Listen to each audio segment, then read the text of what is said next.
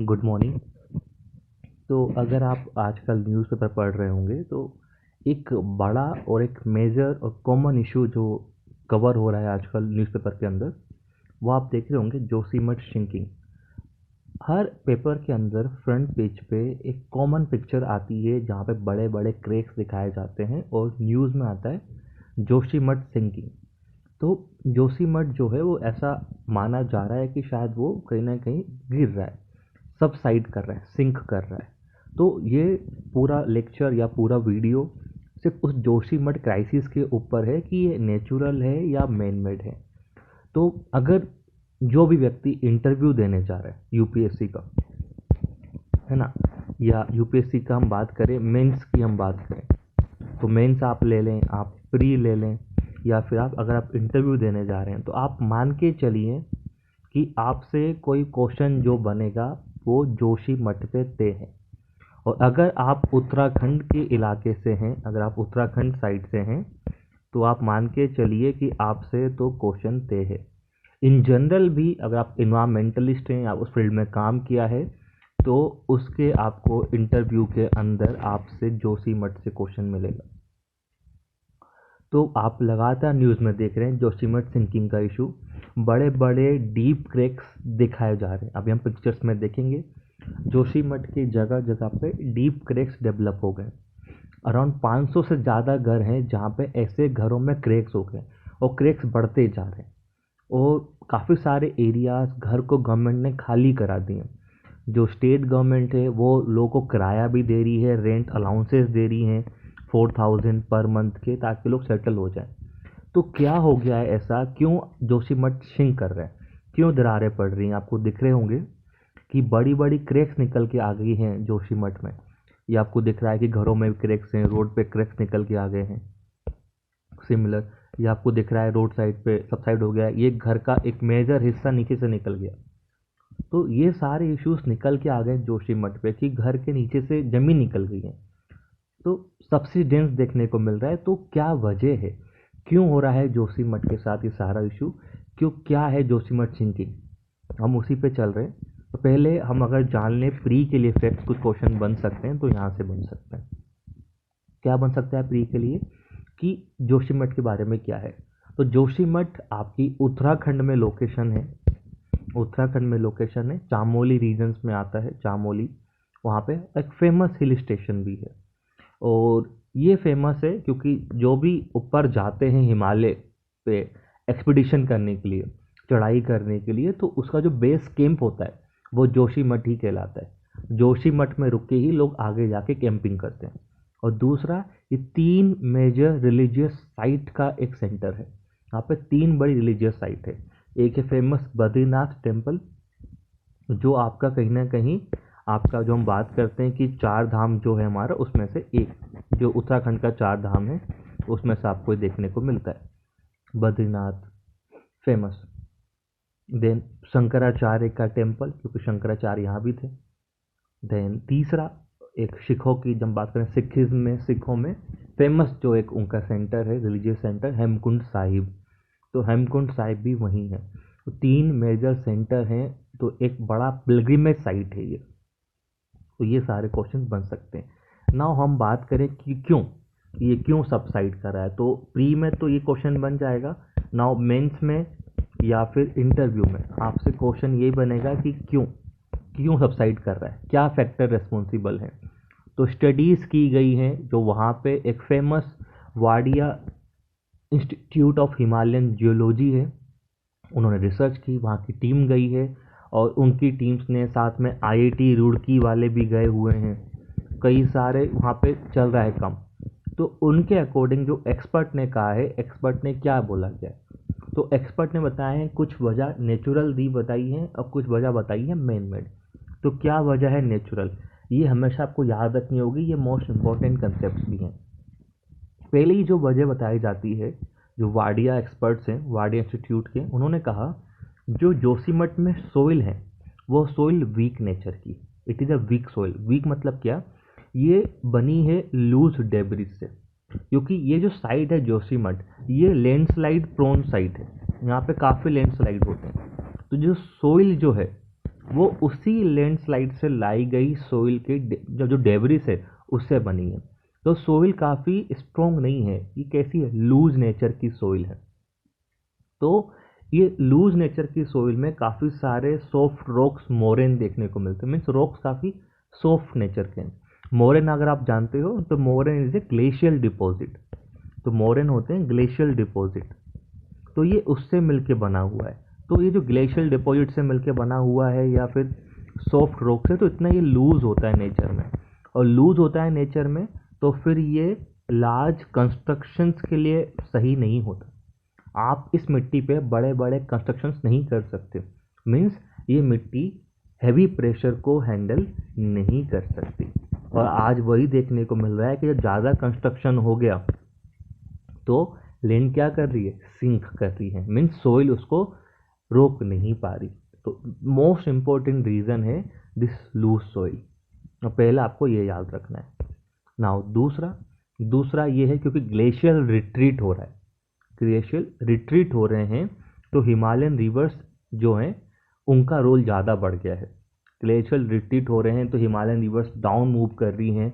इस इलाके में हैवी रेनफॉल देखने को मिलता है, जहाँ पे फ्लैश फ्लड अभी जो ऋषि गंगा धौली गंगा में आए थे उनसे और ज़्यादा सोइल जो है लूज नेचर की हो गई हैं, तो उससे ज़्यादा देखने को मिल रहा है।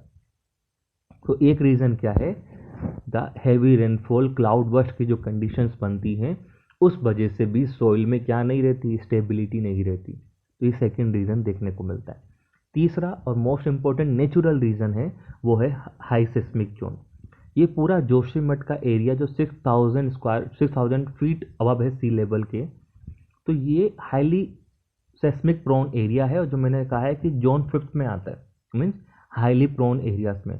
तो यहाँ पे लगातार भूकंप के झटके देखने को मिलते हैं, तो रेगुलर ट्रेमर्स आपको देखने को मिलते हैं। और जब लगातार ट्रेमर्स होंगे तो टॉप सोइल क्या हो जाती है, फिर अनस्टेबल, क्योंकि जो टॉप सोइल है वो लगातार ट्रेमर्स झटके महसूस होते हैं तो वो सोइल स्टेबल हो ही नहीं पाती। स्टेबल नहीं हो पाएगी तो फिर आपको ये सिंकिंग देखने को मिलती है। तो ये 3 बड़े रीज़न आप बोल सकते हैं, तो आपको क्या देखने को मिल रहा है, ड्यू टू दिस नेचुरल वजह से आपको सिंकिंग देखने को मिल रहा है। तो वही बात है कि लाइक आपकी जो टॉप सोइल है, अगर भूकंप के झटके आते रहेंगे तो ये सोइल जो होती है ये स्टेबल नहीं रह सकती। तो ये वजह बन जाती है नेचुरल। तो लूज सोइल, देन आपका फ्लैश फ्लड्स वगैरह, हैवी रेनफॉल, और तीसरा रीज़न कहीं ना कहीं है हाई सिस्मिक जोन। ना मेन मेड रीजंस क्या है, पहला है अनप्लान्ड कंस्ट्रक्शन या अनसाइंटिफिक कंस्ट्रक्शन, क्योंकि मैंने कहा कि ये 3 साइट्स यहाँ पे फेमस हैं, तो बड़ी मात्रा में कौन जाते हैं, आपके यहाँ पे पिलग्रिम्स आते हैं, इवन टूरिस्ट जाते हैं बड़ी मात्रा में, कैंपिंग वाले लोग जाते हैं। तो यहाँ पे क्या होगा, लगातार कंस्ट्रक्शन चालू होता रहा, बिल्डिंग बड़ी बड़ी बनते चली गई।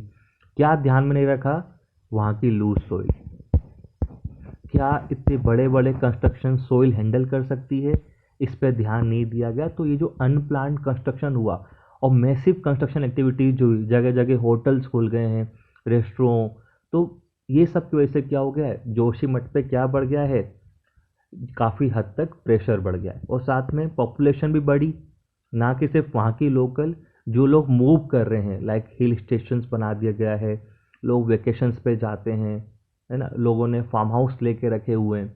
तो पॉपुलेशन प्रेशर भी क्या हो गया, वहाँ की जो केयरिंग कैपेसिटी है उसके बियॉन्ड चला गया। केयरिंग कैपेसिटी क्या होती है, हर इलाके में लिमिटेड रिसोर्स होते हैं और वह लिमिटेड लोगों को हैंडल कर सकती है। जब उससे ज़्यादा कोई रिसोर्स प्रेशर बढ़ जाए तो वो वहाँ पे फिर कोलैप्स हो जाता है। तो वही हुआ, जितनी यहाँ की सोइल की कैपेसिटी थी उससे ज़्यादा हमने वहाँ पे प्रेशर दे दिया है, तो जो केयरिंग कैपेसिटी है वो क्रॉस हो गई है। तो ये केयरिंग कैपेसिटी वाला कंसेप्ट आपसे पूछा जाएगा, तो अगर आप इंटरव्यू दे रहे हैं या मेंस लिख रहे हैं तो इसको आपको यूज़ करना है केयरिंग कैपेसिटी के आंसर्स में। किस प्रकार जोशीमठ एक क्लासिक एग्जाम्पल है कि केयरिंग कैपेसिटी को आपने पार कर दिया है, you have cross the carrying capacity of that region, और इसीलिए क्या देखने को मिल रहा है आपको, जोशीमठ सिंक हो रहा है। तो ये हमारी एक मेन रीज़न है। और तीसरा मैंने कहा हैवी टूरिस्ट इंफ्रा, क्योंकि टूरिस्ट जो जाते हैं तो आपने उनके लिए इंफ्रा के लिए काम कर रखा है, लाइक रोड बना रखे हैं, होटल्स बना रखे हैं, एक्सेट्रा। तो ये एडिशनल प्रेशर क्रिएट कर रहे हैं। फॉर एग्जांपल, अगर आप कहीं भी अगर आप जाते हैं, अगर आप होटल्स बनाते हैं, रोड बनाते हैं, तो वहाँ पे हिमालयस हैं, पहाड़ हैं चारों ओर। तो आप उसको फिर क्या करेंगे रोड बनाने के लिए, इनको फिर आप काटेंगे। तो कहीं ना कहीं आप सोइल को लूज कर रहे हैं, आप स्लोप्स को चेंज कर रहे हैं, और स्लोप्स चेंज होंगे, सोइल लूज होगी, तो फिर सिंकिंग तो होगी ही सही। तो एक रीज़न बन जाता है हैवी टूरिस्ट इंफ्रा का रीज़न भी आपको देखने को मिलता है। तो हैवी टूरिस्ट इंफ्रा हम कह दें या हम साथ में बात करें लाइक रोड्स एक्सेट्रा, इनकी वजह से भी देखने को मिल रहा है, रोड्स, टनल्स वगैरह। नाउ जो दूसरा रीज़न है वो ये है कि जो जो वाटर का फ्लो है, जो नदियाँ वहाँ पे बह रही हैं, जो भी वहाँ पे वाटर स्ट्रीम्स हैं, उनके फ्लो को ऑब्स्ट्रक्ट कर दिया गया है। मीन्स कहीं ना कहीं रुकावटें आ गई हैं। तो उससे क्या हो गया है, वहाँ पे पहले तो ड्रेनेज सिस्टम इतना अच्छा है नहीं, और दूसरा वहाँ पे जो लगातार कंस्ट्रक्शन वाले काम चल रहे हैं, उनसे लगातार रेगुलर फ्लो ऑफ वाटर को रोक दिया गया है। मीन्स डाइवर्जन कर दिया गया है कई जगह पे। तो ये जो पिक्चर है कि जो पानी का फ्लो को रोकने से क्या हो गया है, पानी नीचे चला गया है। नीचे कहाँ चला गया है, नीचे सरफेस के नीचे जो पोरस क्रिस्टलाइन रॉक्स हैं, उनमें पानी चला गया है, और वो क्या हो गए, सॉफ्ट हो गए। तो जो सॉफ्टनिंग ऑफ दिस रॉक्स हैं, softening of this pure crystalline rocks, उससे क्या हो गया है कि वो रॉक सॉफ्ट हो जाने से तो जो वो प्रेशर नहीं हैंडल कर पा रहे जो ऊपर उनके पास सोइल के ऊपर जो आ रहा है। फॉर एग्जांपल, आपका जो नीचे रॉक्स थे, अब ये पोरस नेचर के थे ना, उनमें पानी चला गया तो ये सॉफ्ट हो गए। सॉफ्ट होने से क्या हो गया, ये कोलैप्स हो गए। इन पर जैसे ही दवा प्रेशर ये नहीं हैंडल कर पा रहे, तो नीचे ज़मीन में जो पत्थर हैं वो काफ़ी सॉफ्ट नेचर के हो गए हैं, और इसीलिए क्या देखने को मिल रहा है आपको, आपको देखने को मिल रहा है कि लैंड क्या कर रही है, सबसाइड कर रही है। मीन्स जो आपका लैंड है वो नीचे चलता जा रहा है, क्योंकि नीचे प्रेशर हैंडल कराने रॉक्स जो हैं वो कोलैप्स कर गए। तो एक रीज़न ये बनता है। दूसरा रीज़न ये है, जोशीमठ वाले इलाके में जगह जगह पे काफ़ी सारे हाइडल पावर प्रोजेक्ट बनाए गए, और ये जो हाइडल पावर प्रोजेक्ट बनाए गए हैं, इस हाइडल पावर प्रोजेक्ट से क्या हुआ है, इन प्रोजेक्ट से अल्टीमेटली ये हुआ है कि जो पानी पे हमने डैम बनाया होगा तो पानी में प्रेशर क्रिएट किया होगा। तो पानी क्या कर रहा है, ऑलरेडी काफ़ी बड़ी मात्रा में प्रेशर क्रिएट कर रहा है किस पे, उस लूज सोइल पे। और जो किस में ऐड कर रहा है, जो ऑलरेडी सिस्मिक जोन है, जो ऑलरेडी टेक्टोनिक प्रेशर बना हुआ है, क्योंकि ट्रेमर्स आते रहते हैं, तो उस टेक्टोनिक प्रेशर को कौन बढ़ा रहा है, पानी का प्रेशर जो हमने स्टोर कर रखा है डैम्स के फॉर्म में। तो ये भी एक बड़ा इशू है हाइडल प्रोजेक्ट। इसके अलावा एक और थ्योरी जो जनता में दी जा रही है वहाँ पे, वो ये है कि एनटीपीसी ने एक ग्राउंड टनल बनाई है, एक टनल बनाई जा रही है, अंडरग्राउंड टनल एनटीपीसी के द्वारा। तो लोग मान रहे हैं कि इस टनल के होने से भी क्या हो रहा है, लैंड सबसाइड कर रही है। पर अभी तक कोई ऐसी कन्फर्मेशन थ्योरी नहीं मिली है, पर लोगों का मानना है ऐसा। तो अल्टीमेटली क्या कहना चाह रहे हैं कि हमने छेड़छाड़ करी है उन फॉर्मेशन से, तो इसीलिए हमको ये सब देखने को मिल रहा है। तो इतने सारे कारण दिए गए थे, मैन मेड और नेचुरल। तो हमने देखा कि कारण नेचुरल भी है और मैन मेड भी है। तो इन शॉर्ट हम बात करें, हमने छेड़छाड़ करी है, इसीलिए हमको ये देखने को मिल रहा है ना। क्वेश्चन बनता है, क्या एक नई चीज़ है, क्या ये पहली बार हो रहा है जोशीमठ में? तो ऐसा कुछ भी नहीं है। जोशीमठ या ये जो इलाके हैं, उत्तराखंड के इलाके जो भी 5,000 फीट से ऊपर हैं, उन सभी इलाकों में हमको ऐसे क्रैक्स देखने को मिल रहे हैं। ऐसा नहीं क्रैक्स पहली बार मिले। आज से 50 साल पहले एक एमसी मिश्रा नाम की कमेटी बनी थी, और उन कमेटी ने पहले ही वार्न किया था कि ये इलाका काफ़ी वनरेबल है, काफ़ी वनरेबिलिटीज़ छुपी हुई हैं, और उन्होंने कहा था इस प्रकार से अनप्लान्ड कंस्ट्रक्शन अगर चलेगा तो समस्या होगी। और इंटरेस्टिंग बात यह है, 50 साल पहले जो बात की गई थी एमसी मेहता कमेटी के द्वारा, वो आज भी नहीं सुनी गई है, और आज आपको उसके आउटकम्स या सिग्निफिकेंस कंसिक्वेंसेस देखने को मिल रहे हैं कि आज जोशीमठ सिंक कर रहा है। तो प्रॉब्लम नई नहीं है, प्रॉब्लम शुरुआत से ही थी, क्रैक्स ऑलरेडी थे। बस दिक्कत क्या है इस बार कि प्रॉब्लम अब ज़्यादा सीरियस है, ज़्यादा डेंजरस है। मीन्स क्रैक्स ज़्यादा बढ़ रहे हैं और वाइड होते जा रहे हैं। तो प्रॉब्लम अब सीरियस नेचर की हो चुकी है, इसीलिए इतना बड़ा इशू बना है। तो हमें क्या करना होगा, क्या कहते हैं एक्सपर्ट्स? तो एक्सपर्ट का कहना है आप माइक्रो जोनेशन प्लान तैयार करें। मीन्स जोशीमठ जो आपका है डिवाइड इनटू माइक्रो जोन्स, उनको जोन्स में बांटें और हर जगह की रिस्क को आइडेंटिफाई करें, कौन से इलाका सेवियर रिस्क में है, एक्सट्रीम रिस्क में है, कौन सा हाई रिस्क में है, कौन सा मॉडरेट या लो रिस्क में है। तो डिवाइड करें उस एरिया को रिस्क वाइज और उन जोन्स के अनुसार एक्टिविटीज़ को रेगुलेट करें कि किस इलाके में कौन सी एक्टिविटीज़ हम परमिट कर सकते हैं, कि कहाँ पे होटल्स बना सकते हो, कहाँ पे नहीं बना सकते, कहाँ पे पॉपुलेशन प्रेशर कितना होना चाहिए, ये आपको आइडेंटिफाई करना होगा। और प्लानिंग जो आप कर रहे हैं सिटी में, हर चीज़ प्लान्ड होनी चाहिए और as per the carrying capacity. कोई भी चीज़ आप ऐसी ना करें जो केयरिंग कैपेसिटी के बियॉन्ड है, कि वो इलाका इतना प्रेशर हैंडल कर ही नहीं सकता, तो उससे ज़्यादा हमें कुछ भी नहीं करना है। उतनी ही पॉपुलेशन रखनी है, उतना ही रिसोर्सेज को एक्सप्लॉइट करना है कि वो केयरिंग कैपेसिटी के अंदर हो। एंड सबसे लास्ट में ड्रेनेज सिस्टम को रीप्लान करें ताकि जो फ्लो का जो ऑब्स्ट्रक्शन है उसको दूर किया जाए। तो ये कुछ दूर वाले तरीके हैं, ये वे अहेड है जो हमें करने होंगे। तो ये सॉल्यूशंस दिए हैं एक्सपर्ट ने। पर अगर हम तुरंत की बात करें, ऑन द मीन्स अभी तुरंत क्या कर सकते हो, तो तुरंत आपको सिर्फ एक ही तरीका है, अभी आप सारी एक्टिविटीज़ को होल्ड पे रखें।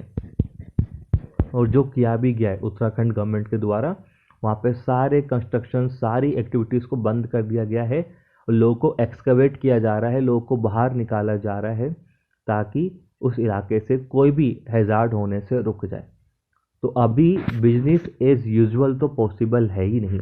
तो ये एकमात्र रीज़न है दूर के काम करने को, लेकिन प्रेजेंट में आपको समझ के काम करना होगा। तो इन शॉर्ट हम बात करें, ये ग्रेटेस्ट एग्जाम्पल है हमारे ऊपर किस प्रकार से ह्यूमन का एक इम्पैक्ट हुआ है नेचुरल इकोसिस्टम पे। इन अदर वर्ड्स, किस प्रकार से ह्यूमन नेचुरल इकोसिस्टम को चेंज कर रहा है, कैसे डिग्रेड कर रहा है, और किस प्रकार से वो चेंज किस में कन्वर्ट हो गए हैं, हैज़ार्ड में कन्वर्ट हो गए। तो ये क्लासिकल केस स्टडी है human impact on natural ecosystems. तो ये एक बड़ा इशू है जोशीमठ का। तो मैंने फिर से कहा, आप प्री के भी क्वेश्चंस बन सकते हैं, मेंस के भी बन सकते हैं, और मैं लिख के दे रहा हूँ इंटरव्यू आप जाओगे 30 जनवरी से इंटरव्यू स्टार्ट होने जा रहे हैं, और आप मान के चलिए पहले दिन ही आपको क्वेश्चन मिलने वाला है जोशीमठ से। तो ये सारे इश्यूज़ कवर कीजिए, इसके बाहर कुछ नहीं जाएगा।